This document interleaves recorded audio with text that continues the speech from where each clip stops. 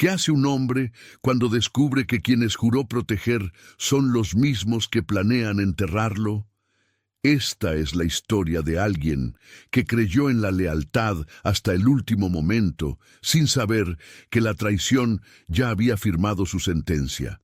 Esta es una historia ficticia inspirada en múltiples experiencias de traición política y superación humana, sin representar a personas específicas. El olor a café recién hecho llenaba el despacho aquella mañana de febrero. Ernesto Velasco miraba por la ventana del edificio gubernamental en el corazón de la Ciudad de México, observando cómo las calles comenzaban a despertar. Tenía 42 años y había llegado a ese cargo después de años de luchar contra un sistema corrupto. Hijo de un maestro rural de Oaxaca y una costurera de Puebla, Ernesto conocía el hambre, la injusticia y el silencio forzado de los pueblos olvidados. Si esta historia te está atrapando, suscríbete a Voces que Vencen y déjanos un comentario contándonos desde qué parte de México nos estás viendo. Tu apoyo nos impulsa a seguir compartiendo estas voces que necesitan ser escuchadas. Había llegado al poder prometiendo cambios, prometiendo que los recursos llegarían a las comunidades, que la educación sería gratuita y accesible, que la tierra volvería a manos de quienes la trabajaban. El pueblo lo había elegido con esperanza, con lágrimas en los ojos, con la certeza de que finalmente alguien los escuchaba. Pero lo que Ernesto no sabía era que en los pasillos del poder, cada promesa que hacía encendía la furia de quienes habían construido imperios sobre la miseria ajena. Rodolfo Contreras era su mano derecha, un hombre de confianza que había estado con él desde los primeros días de la campaña. Siempre impecable, siempre con la palabra correcta, siempre dispuesto a trabajar hasta tarde. Ernesto lo consideraba un hermano. Cenaban juntos los viernes, sus familias se conocían, sus hijos jugaban en los mismos parques. «Échale ganas, Ernesto», le decía Rodolfo cada vez que las cosas se ponían difíciles. «Juntos vamos a cambiar este país». Pero en una sala privada del exclusivo barrio de Polanco, Rodolfo Contreras se reunía con otros. Hombres de traje oscuro y miradas calculadoras. Empresarios que habían perdido contratos, funcionarios desplazados, militares que veían peligrar sus privilegios. La conversación siempre giraba alrededor del mismo tema.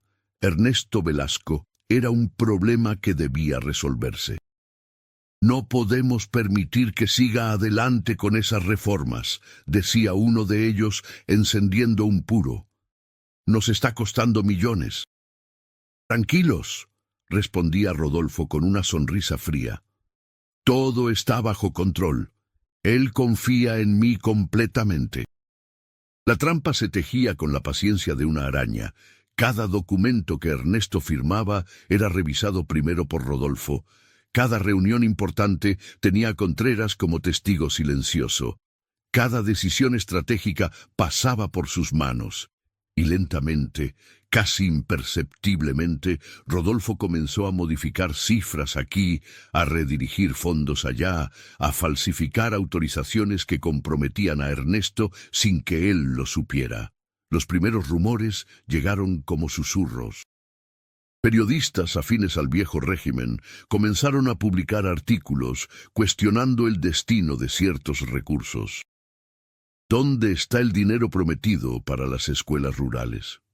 Fondos desviados. Nueva investigación señala irregularidades. Ernesto leía las noticias con preocupación, pero Rodolfo siempre tenía una explicación tranquilizadora.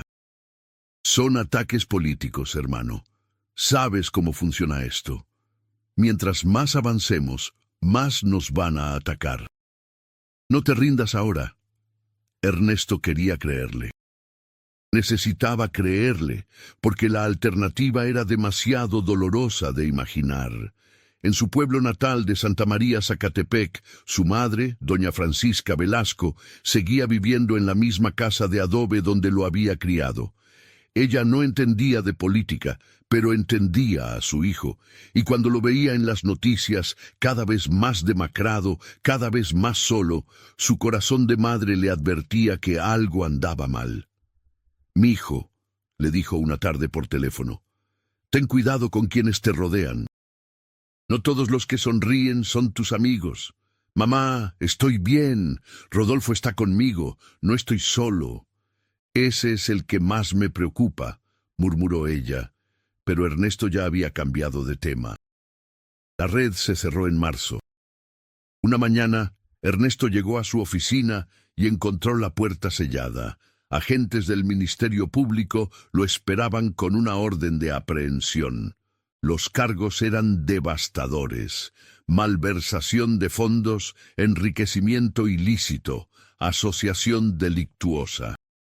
Las pruebas eran documentos con su firma, autorizaciones que él supuestamente había dado, cuentas bancarias abiertas a su nombre en paraísos fiscales. «Esto es un error», repetía Ernesto sintiendo cómo el mundo se derrumbaba.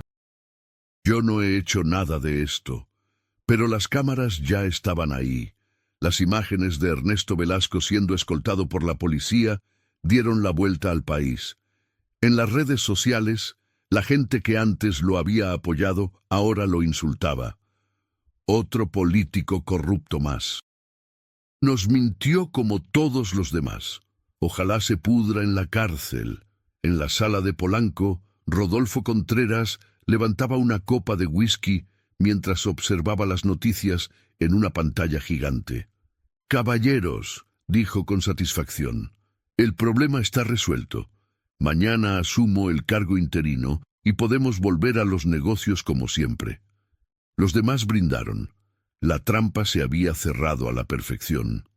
Ernesto pasó las primeras semanas en prisión preventiva, sumido en la oscuridad más profunda. No era la oscuridad física de la celda que compartía con otros internos, sino la oscuridad del alma de quien ha perdido todo. Su reputación destruida, su familia amenazada, sus sueños convertidos en escombros. Su esposa, Valentina, tuvo que mudarse con los niños a casa de sus padres en Guadalajara, huyendo del acoso mediático. Una noche, en esa celda que olía a humedad y desesperanza, Ernesto tocó fondo. Pensó en rendirse, en declararse culpable aunque no lo fuera, en acabar con todo el dolor de una vez. Pero entonces recordó las palabras de su padre, don Héctor, quien había muerto cuando Ernesto tenía 16 años. «Hijo, en esta vida te van a tumbar muchas veces. Lo que te define no es la caída, sino si decides levantarte». Al día siguiente, Ernesto comenzó a pelear. Sin dinero para abogados caros, aceptó la ayuda de la Defensoría Pública. Su abogada era una mujer joven llamada Berenice Aguilar, recién egresada de la universidad, que trabajaba por convicción más que por salario. «Licenciado Velasco», le dijo en su primera reunión, «revisé su caso. Esto no fue un error, fue una conspiración sistemática. Y vamos a demostrarlo». Berenice trabajaba 18 horas al día. Revisaba cada documento, cada firma, cada transacción. Y lentamente comenzó a encontrar inconsistencias. Fechas que no coincidían. Firmas que no pasaban el análisis grafológico. Movimientos bancarios realizados desde direcciones IP que Ernesto podía probar que no eran suyas. La verdad comenzaba a emerger como un cadáver que se niega a permanecer hundido. Mientras tanto, en el poder, Rodolfo Contreras comenzaba a mostrar su verdadero rostro. Las reformas sociales fueron canceladas. Los recursos prometidos a las comunidades desaparecieron en contratos inflados con empresas fantasma. Los viejos privilegios regresaron con fuerza, y el pueblo que había puesto su esperanza en el cambio volvió a ser ignorado. Pero algunos no olvidaban. Un periodista independiente llamado Octavio Sandoval había cubierto la campaña de Ernesto desde el inicio. Él conocía al hombre detrás de las acusaciones, y algo no le cuadraba. Comenzó su propia investigación, arriesgando su seguridad y su carrera. Una fuente anónima dentro del gobierno le filtró documentos comprometedores, correos electrónicos entre Rodolfo Contreras y los empresarios, grabaciones de reuniones secretas, registros de pagos ilícitos. Si conoces a alguien que está pasando por una injusticia y necesita fuerzas para seguir peleando, comparte esta historia. A veces, saber que no estamos solos hace toda la diferencia. El escándalo estalló 11 meses después del arresto de Ernesto. Octavio publicó una serie de artículos con pruebas irrefutables de la conspiración. Las redes sociales se incendiaron, pero esta vez en sentido contrario. La gente comenzó a exigir justicia. Manifestaciones frente al Palacio de Gobierno pedían la liberación de Ernesto y el arresto de Rodolfo Contreras. La presión pública y las nuevas pruebas obligaron a la Fiscalía a reabrir el caso. Berenice presentó todos los hallazgos y finalmente un juez ordenó la liberación inmediata de Ernesto Velasco y giró órdenes de aprehensión contra Rodolfo Contreras y otros implicados. El día que Ernesto salió de prisión, había cambiado. No era el mismo hombre idealista que había entrado. Había aprendido que el poder transforma a las personas, que la ambición puede convertir a un hermano en enemigo, que la confianza debe ganarse todos los días y nunca darse ciegamente. Rodolfo Contreras fue arrestado intentando huir del país. Enfrentó juicio por los delitos que había tratado de endosarle a Ernesto, además de enriquecimiento ilícito y asociación delictuosa. Muchos de sus cómplices negociaron acuerdos, traicionándolo así como él había traicionado a Ernesto. Al final, la trampa que había construido con tanto cuidado se convirtió en su propia celda.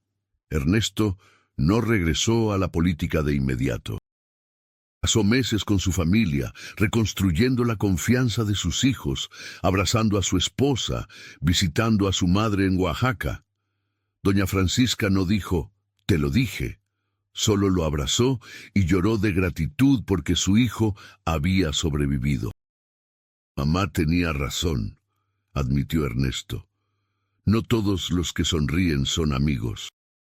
«Pero tampoco todos son enemigos, mijo», respondió ella. «Esa muchacha abogada, ese periodista, toda esa gente que salió a las calles por ti, ellos también existen. No dejes que un traidor te quite la fe en la humanidad». Con el tiempo, Ernesto regresó al servicio público, pero de manera diferente. Fundó una organización civil dedicada a defender a funcionarios y ciudadanos víctimas de fabricación de delitos y persecución política. Trabajaba desde las trincheras, sin buscar reflectores, sin promesas grandiosas, solo acción constante y congruente. Berenice Aguilar se convirtió en una de las abogadas más respetadas en defensa de derechos humanos. Octavio Sandoval ganó premios internacionales de periodismo por su investigación, y el pueblo de Santa María, Zacatepec, nunca olvidó que uno de los suyos había enfrentado el infierno y había salido de pie.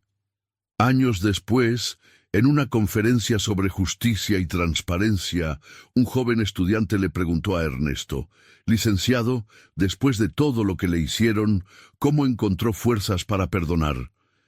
Ernesto sonrió con la sabiduría de quien ha mirado a la muerte y ha elegido la vida. «No dije que haya perdonado», respondió. «Dije que aprendí. Aprendí que la traición dice más del traidor que del traicionado.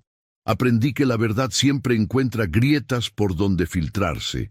Aprendí que la justicia es lenta, pero cuando llega, llega con fuerza. Y sobre todo aprendí que rendirse es darles exactamente lo que quieren. Órale, si te tumban, te levantas.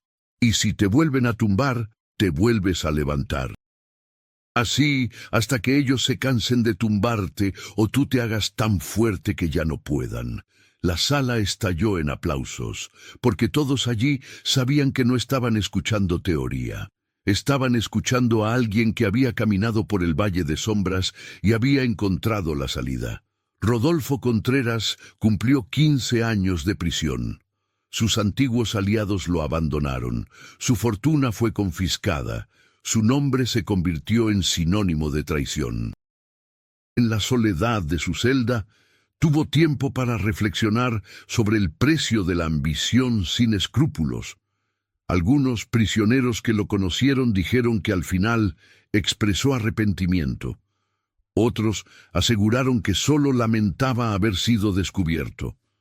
La verdad quedó sepultada en el corazón de un hombre que eligió el poder sobre la lealtad. La historia de Ernesto Velasco se convirtió en leyenda en los pasillos del servicio público mexicano.